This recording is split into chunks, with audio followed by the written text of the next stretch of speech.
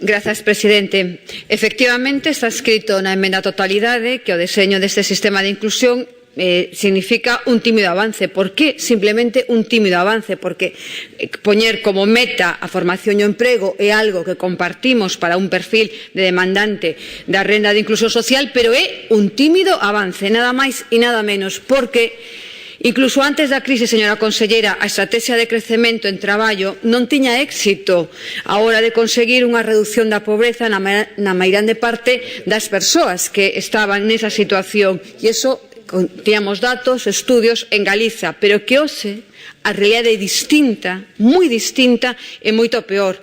A realidade está que nos orzamentos os recortes ás prestacións, os dereitos de dereitos significan que moitas persoas que en este momento non teñen ningún tipo de recurso non están incluídos nesta lei.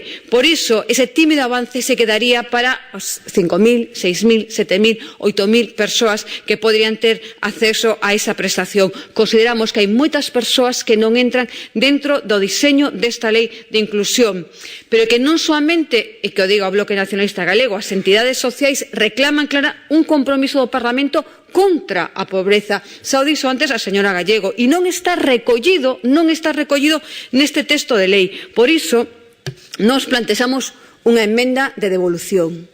Mais tamén decimos que, de non ser aceptada, como é posible que non o sexa, presentaremos emendas para mellorar este texto. Presentaremos emendas baseadas en 4 principios que consideramos que deberían estar no cerne deste proxecto de lei. Universalidade, de forma que ningunha persoa entre en risco de exclusión.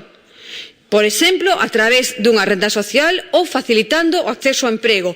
Segundo, normalización. Os servizos sociais deben ser visibles, non deben identificarse en ningún caso coa marxinalidade. Ese é o gran compromiso que debería estar facendo en este momento a política da Xunta de Galiza. Prevención, desenvolver conxuntos de medidas necesarias para evitar situacións que comporten a vulnerabilidade ou a exclusión social. Cuestións que tampouco están recollidas neste proxecto de lei.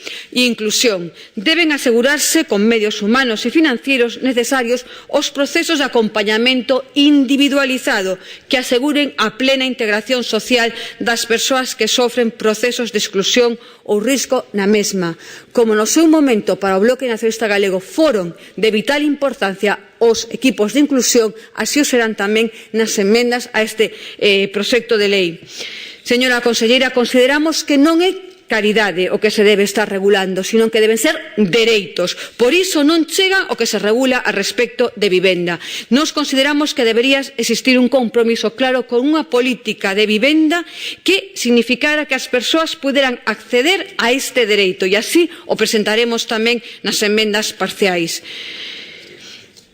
Neste momento, os únicos ingresos que teñen moitas persoas que se atopan nunha situación de pobreza ou no umbral da mesma proveñen únicamente das administracións públicas en forma de prestacións, axudas. Polo tanto, o que debe certificar un sistema, digamos, de garantía social, de protección social, é actuar como unha barreira fronte á pobreza, co que os poderes públicos de verdade se comprometan. De aí que nos rexeitemos este proxecto de lei e fagamos unha emenda á totalidade da política do goberno do Partido Popular, porque as súas políticas neste momento están destruindo a economía. Pretenden amordazar ou incluso, vayamos un paso máis alá, acabar coa democracia e deixan tiradas a moitas persoas. Esa é a realidade, señora conselleira. Moitas persoas neste momento están sendo abandonadas polas políticas do Partido Popular. Esta lei non chega máis que a un pequeno remendo diante dunha desfeita total das políticas do Partido Popular. Por iso nos votaremos en contra. Nada máis e moitas grazas. Gracias, señora Adán.